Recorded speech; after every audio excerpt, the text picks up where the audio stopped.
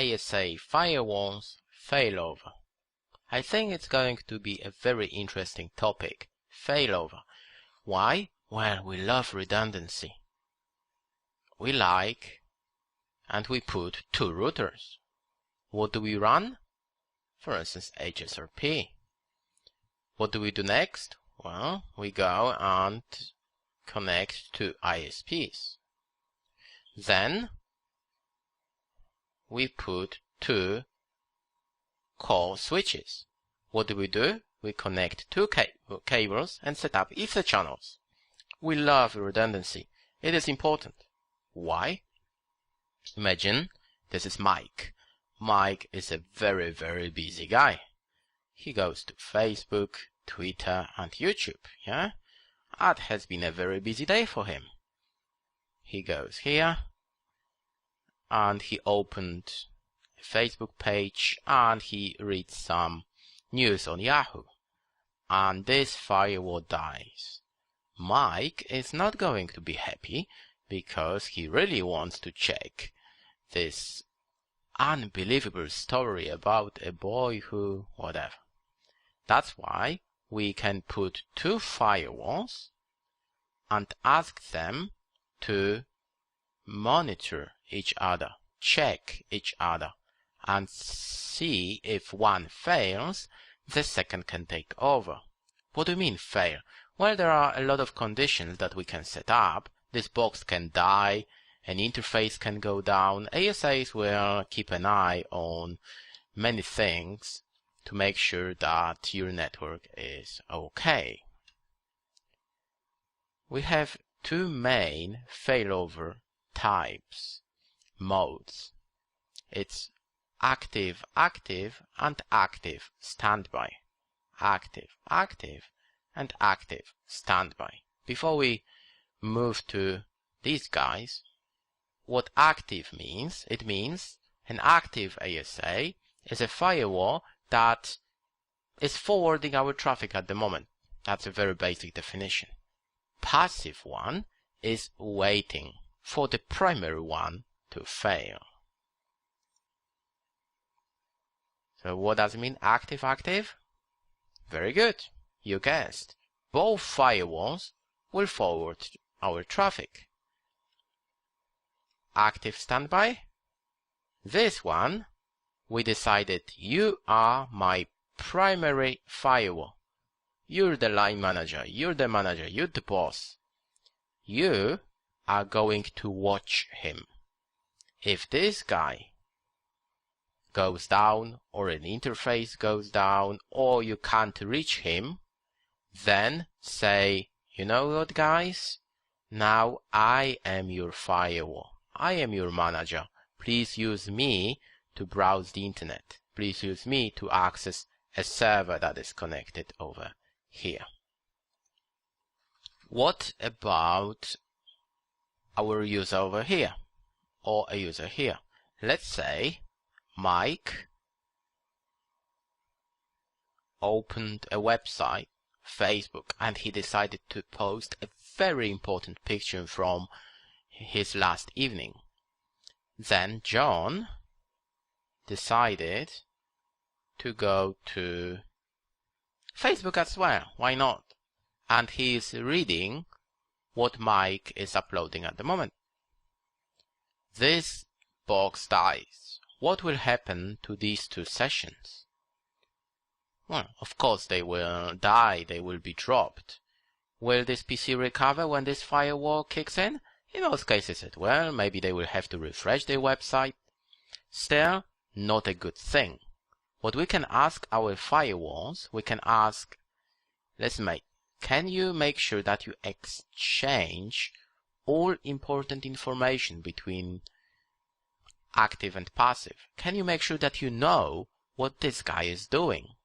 Why? Well, because if you fail, I can take all your sessions, for instance on NAT translations, and have it ready for John and Mike.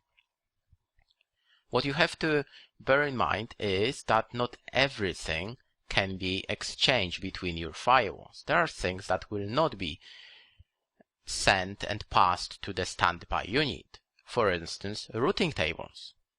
user authentication tables.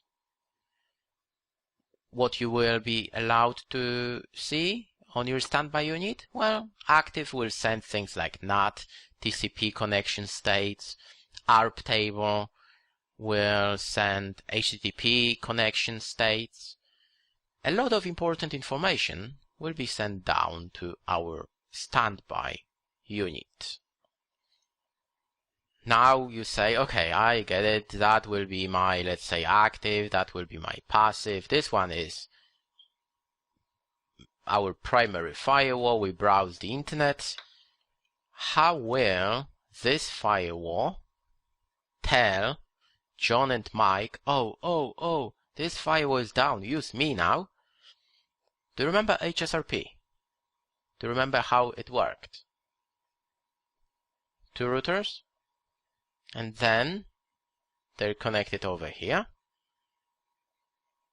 and there is a PC.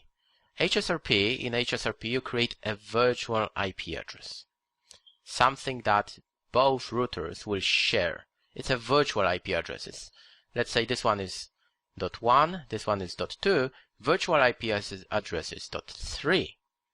What does mean virtual IP address? Virtual MAC address as well. This PC will have a default gateway pointing to .3.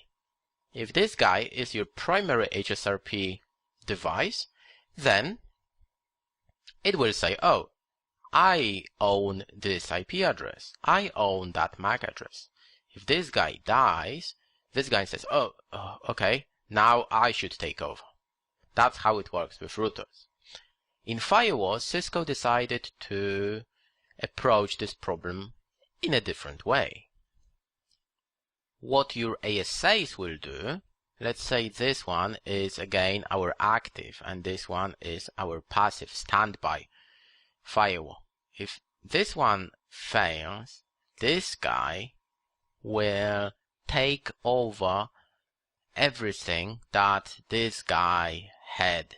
What we mean by that, it will even assume the IP addresses of this guy. It will take over the functionality of our active box.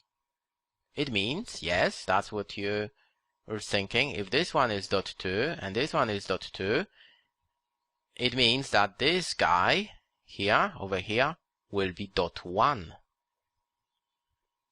If you studied HSRP before, you can see a big difference. In HSRP, we had a virtual IP address. It means something that was shared between these two devices. In ASAs, what we have, just to say it again, if this guy is active and this one is passive, let's say it's .1, this is .2, that's active standby. If this one fails, this one says, okay, it means I am .1 now. It means I am firewall 1. And to be honest, even when you connect firewall, the host name will be the same. It's firewall 1. It's like having one big firewall. Of course, there are 2 boxes, but they will replicate the information. They will claim, oh, I am firewall 1 now. It's time to move down to point number 3, failover requirements. There are a lot of requirements for these 2 boxes if we want to make them a pair, active standby or active. It is all listed on a Cisco website. The easiest way to do here is to run ASDM. I'll show you that in the next video. ASDM is going to check everything for you. To summarize, what you have to have is, for instance, failover boxes, they have to be the same model. They have to have the same number and type of interfaces. They have to have the same RAM size, okay? There are some software requirements as well. For instance, they have to use the same firewall mode. You cannot have this one to be a router and this one be a transparent mode. You cannot have this one as a standalone single single context firewall, and this one is running 55 contexts. You can't have it. The easiest way again is to run ASDM. I'll show you a picture for now because we'll do that in the next video. That is one of the screens that you will see when you run ASDM wizard. ASDM is going to check if all these things match.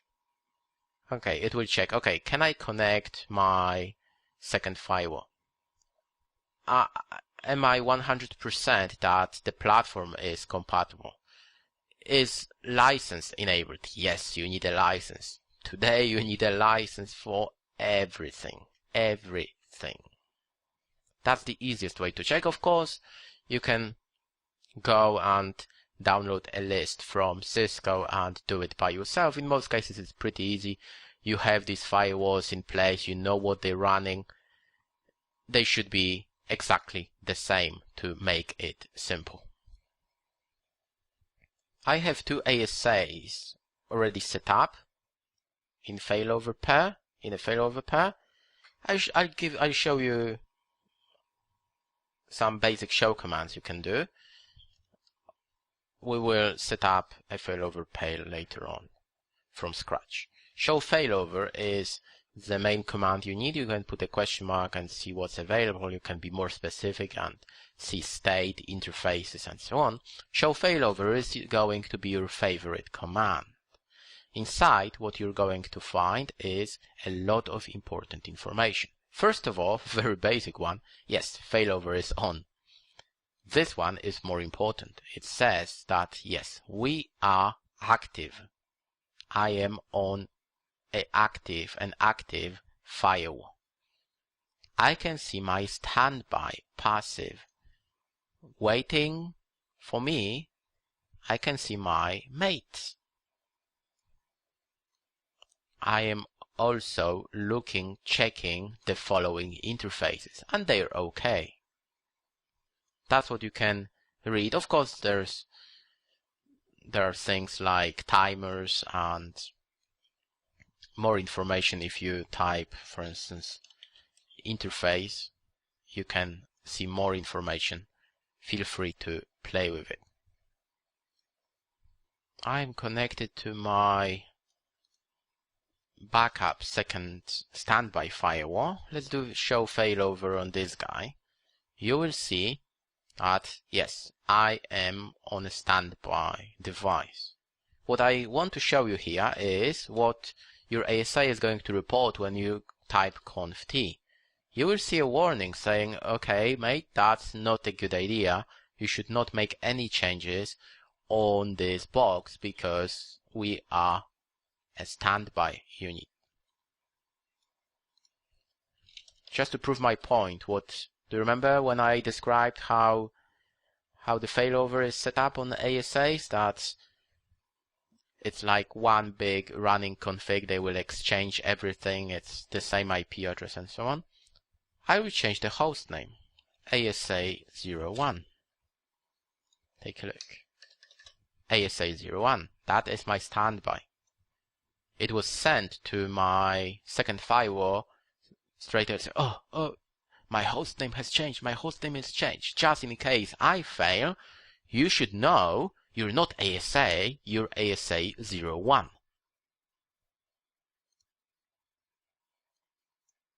Thank you very much.